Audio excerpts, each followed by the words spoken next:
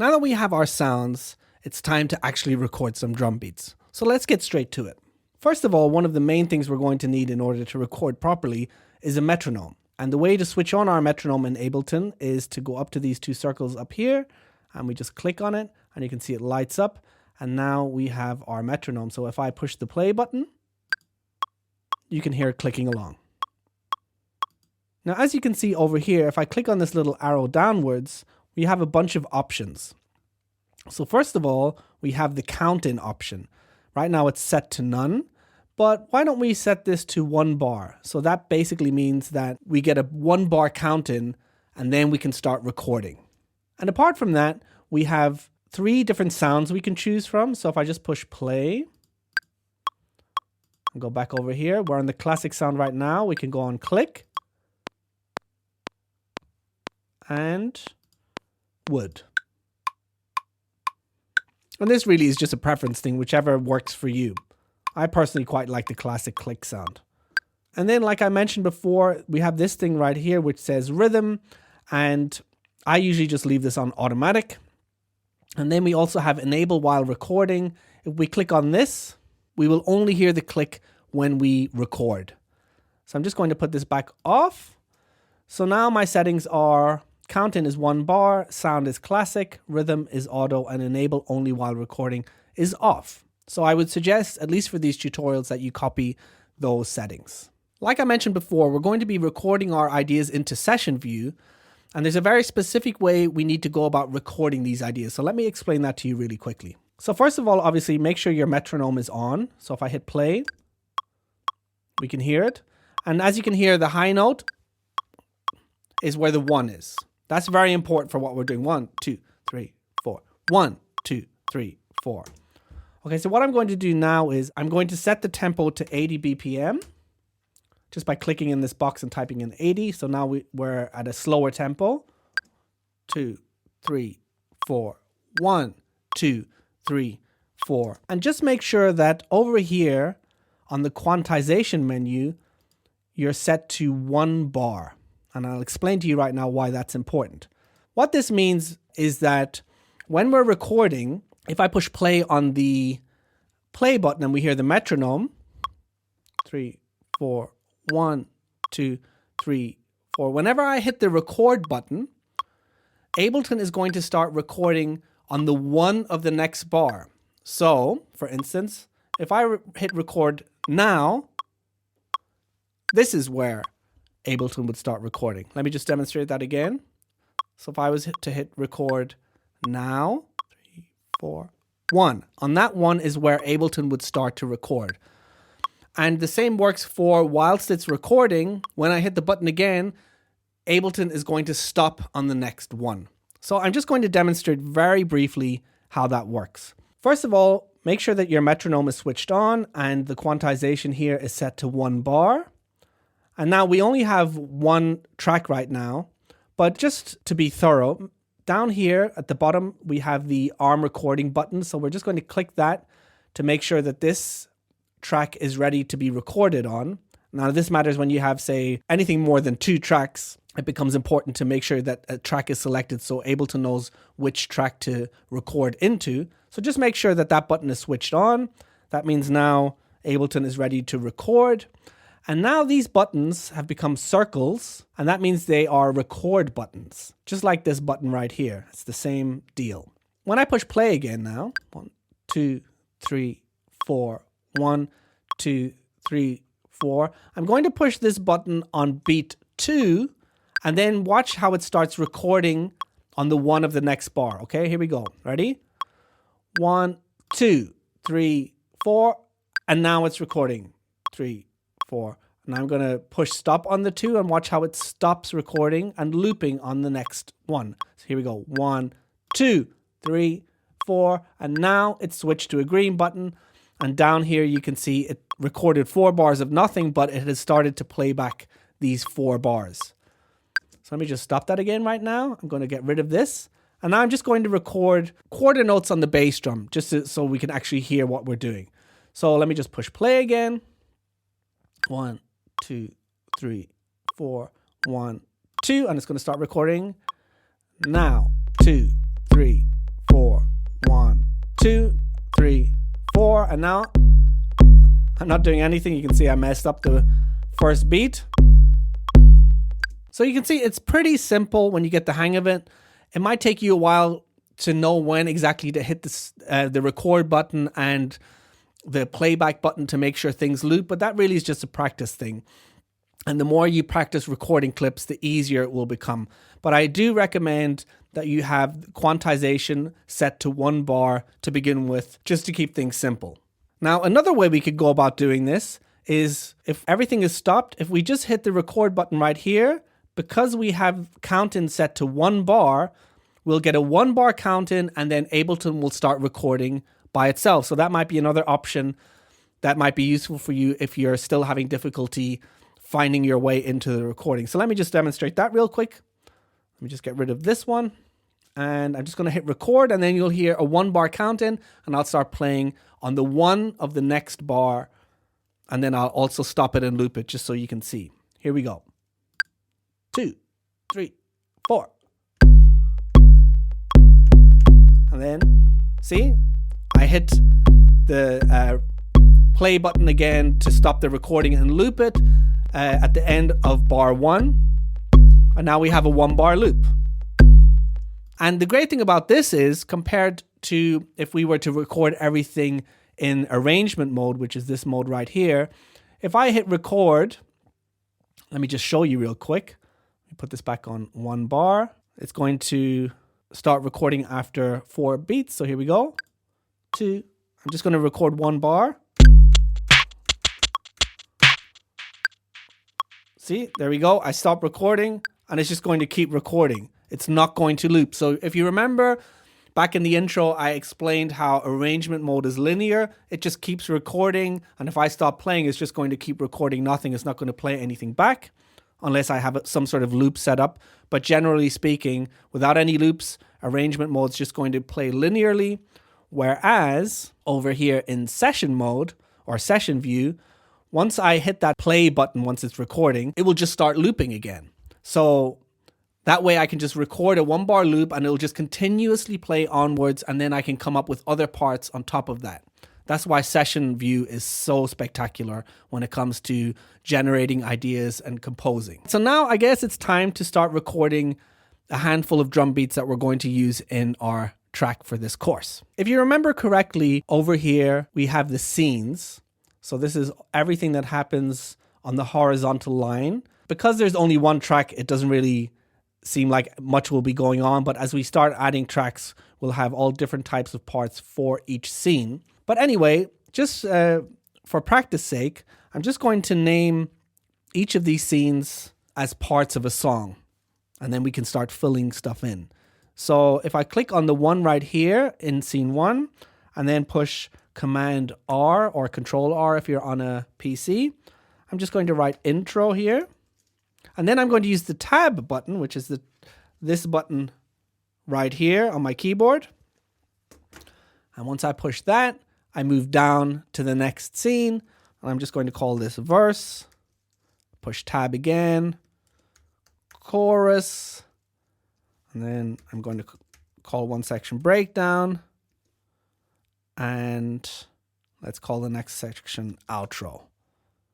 There we go. So now we have 1, 2, 3, 4, 5 parts to come up with. So let's start off with the intro. Now I can change all of this further down the line, but this is just a starting point so we have something to work with. All right, so let me think of a good intro for our track. So I'm just going to push play so we have the click going. And now I'm just going to experiment with coming up with a part that might be worthy of an intro. And then I'm going to record it. So let's see. Just going to try out some different sounds. Hi-hat might be good.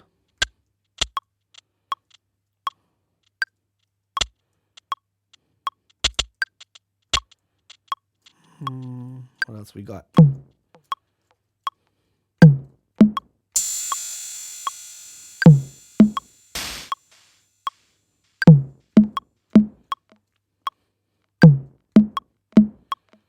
Maybe this.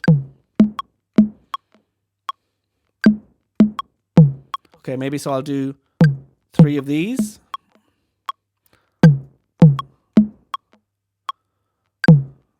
And then I'll swap it around at the end. Okay. So let me go over to my track, to the record button up here in scene 1. And then I generally like to hit the record button on around beat 2 or beat 3 so I have time to get ready for the recording. Here we go. 1, 2, 3, 4.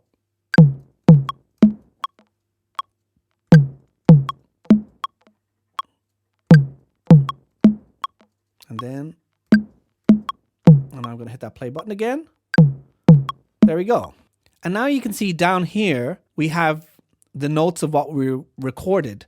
And this is in the so-called piano roll. I'll get into more details about how we can manipulate our MIDI signals and basically rewrite them or change them in this view. So now that we've recorded this little part, you're going to notice that it isn't quite right. You know, some of the notes are late. It just doesn't have any kind of groove to it. So let me just play it back and listen. See, that first note was too late.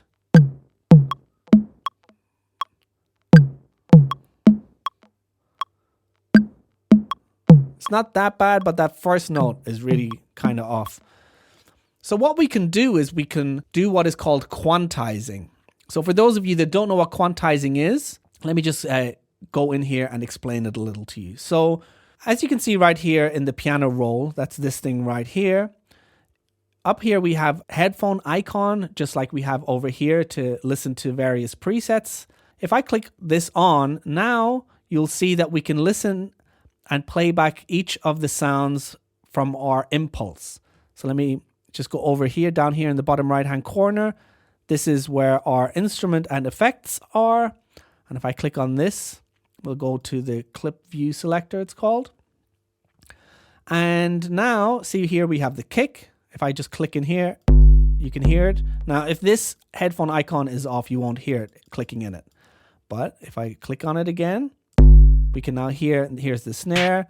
And this corresponds to each of the keys that are represented here. So kick, snare, hi-hat, and so on, all the way to clap. If I go over here, click, snare, hi-hat, all the way up here to clap. I'm not sure if you can see it too well, but there is a grid here. And this grid at the moment represents 16th notes. Now, we can change this grid, but I will show you that in a later tutorial. If I go up here where it says the beats of the bar, here 1, beat 2, 3, 4, that's bar 1. Here's 2, 2, 3, 4, 3, 2, 3, 4, and so on.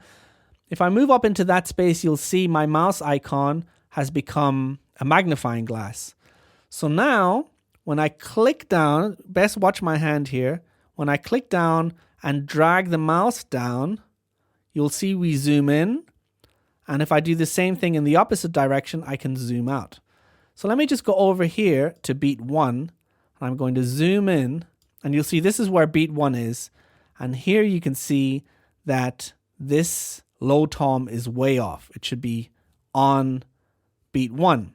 So what we want to do is I'm just going to zoom out again till we're on 16th notes. And this grid represents these 16th notes. And what I played was in 16th notes. When we quantize something, if something is off the grid, depending on what the grid is, so, you know, it could be quarter notes, eighth notes, triplets, 16th notes, you have to know what it is you played. In this case, I played bam, bam, bam. So it's 16th notes. Daga, daga, daga, daga, daga, daga, daga, daga, baga, daga, daga, right? So it's in the 16th note grid. So I can say to Ableton, I want you to take all of each of the notes that I played, and depending where they are in relation to the grid, I want you to smooth them out back onto the grid. We'll do that by going up here to Edit. And here you can see there's shortcuts that you can use, but I'm just going to do it from this menu. And I'm going to go to Quantize Settings. And here you can see I can select what I want to quantize my notes to. So like I said, we're on 16th notes. Just leave this on start for now. And this is another important thing. If I put this on 100%, it's going to, like, if this is where the 16th note grid is and my beat that I played is slightly off, once I quantize it 100%, it's going to move that note right on top of the grid. Now, say for instance, I'm here and this is 100%. If I say 50%, it's just going to move it halfway there. So that way you can adjust how much you want it to be on beat or not. Now, for those of you that are musicians, you'll know that human beings don't play like robots. They do always play slightly off the grid. So what I'm going to do in this case is, let me just select all of the notes like this. And then I'm going to go back up here to quantize settings. I'm going to move this amount down to 85%. So that means it's going to almost move it all the way onto the grid, but just slightly leave it off grid to give it a little bit of a human feel. So now once I hit this OK button, especially here, or let me just zoom out a second. Zoom in so you can really see what's going on. I'm going to go back up here to quantize settings. And now once I hit this OK button, you'll see how these move. Here we go. 1, 2, 3.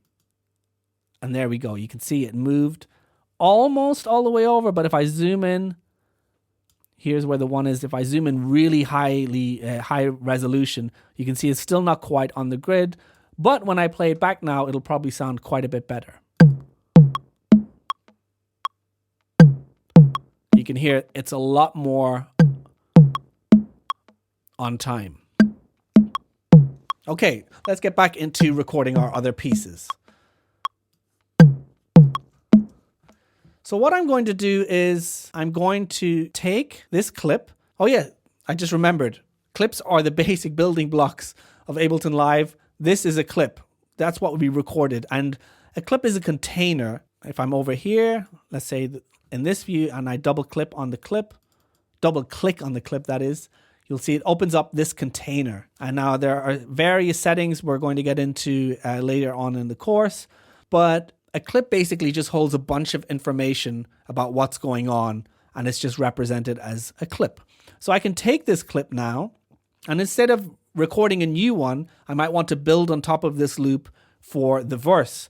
So what I'll do now is I'm going to grab it. I'm going to hold down my click button, and then I'm just going to push the Option or Alt button on my Mac, and then I'm going to drag it down to the next slot, as it's called. And then you'll see there's a plus button next to my mouse right here. That means it's copying this clip. It's not like if I don't hold down the mouse, I just drag this down so I can move it around like this. But holding down, the Option Alt key, then I now have a duplicate. So that means I can play this now. And then I can come up with something on top of that.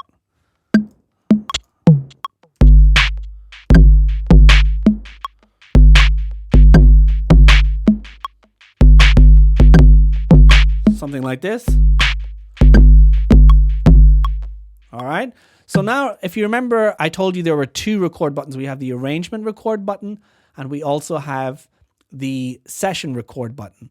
So now, in order to record over this, if I push this button now, even though the track is armed, I'm just playing back what I initially recorded. So if I want to record stuff on top of this, I now have to hit this session record button. So let me just come up with the part I want to make.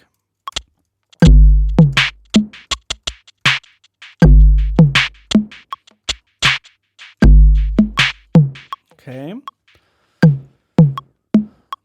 Now the thing is with this, because there's a clip already in place, as soon as I hit this record button, it's just going to start recording. So it doesn't have that launch quantization thing where it'll start recording on the next downbeat. It just starts recording. So now you can see it's already recording.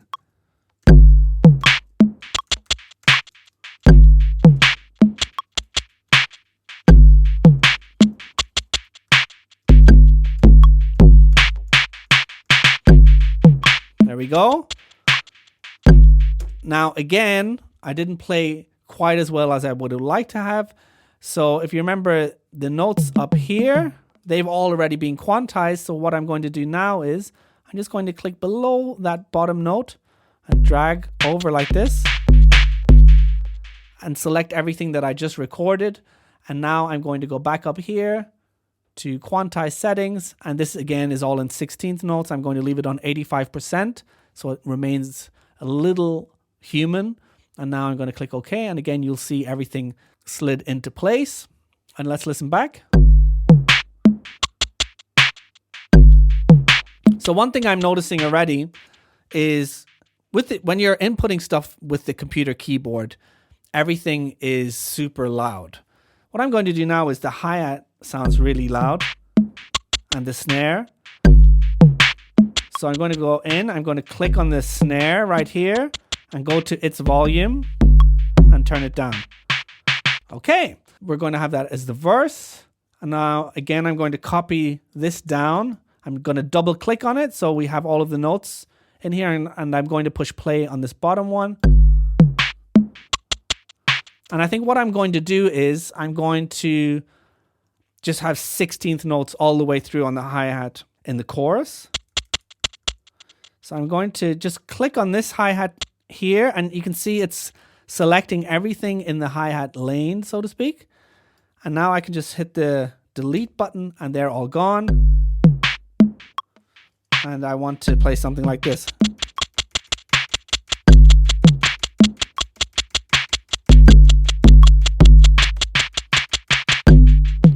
And maybe put a crash at the beginning.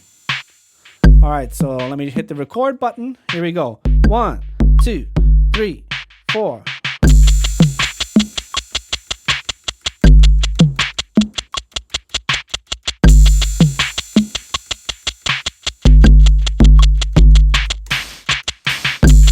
There we go. Again, I didn't play it that well. Now I don't have to select these because you can see once you record them in, they're selected already unless you deselect them. So everything that is selected right now is what I just played. The stuff that I played before that is not selected. You can see it with these blue lines around it. So again, I'm going to go up here into quantize settings, and I'm just going to hit OK. And now listen back.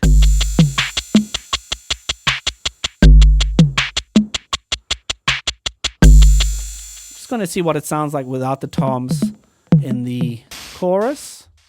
What I can do is I've selected everything now, and instead of deleting them and them being gone, what I can do is I can just hit the 0 key on my computer keyboard, and they're deactivated. So they're still there, they just won't play anymore. So let me just listen back to it now.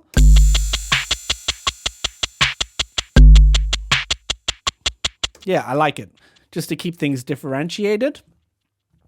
And now we're going to go to the breakdown.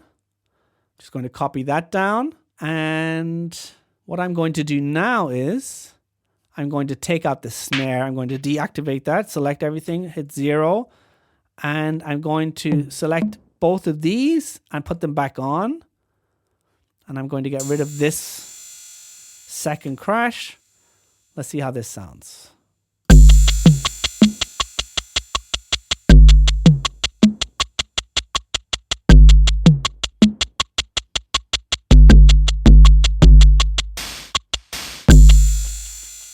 Great. So that was pretty easy. And now let's go to the outro. So let me just copy this down again. I think what I'm going to do now is I'm going to deselect or deactivate all of the hi-hats for the outro, and we'll be left with this.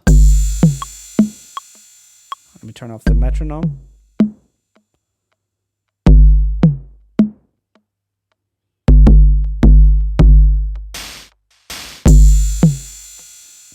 All right, let's just listen to them all back to back just to see how it all flows into one another. Here we go. Let's start off with the intro. So what I'm doing is I'm just hitting this little triangle play button to trigger each of the scenes. And again, just like with the recording process, because this is set to 1 bar launch quantization, once I hit this play button, it will launch on the next one. So here we go. 3, 4.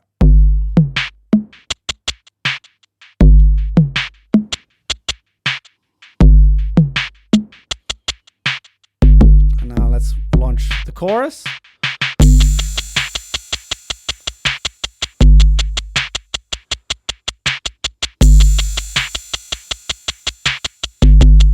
Let's go to the breakdown. Here we go.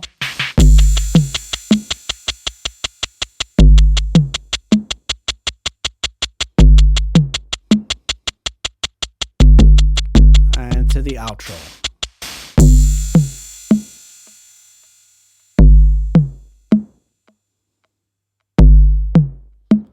And then if I push play here, it'll just stop everything.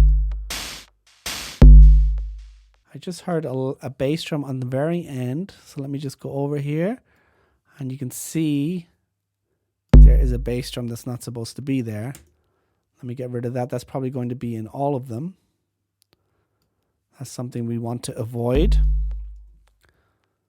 That was my fault by playing it wrong on the way in. So let's just get rid of these final bass drums.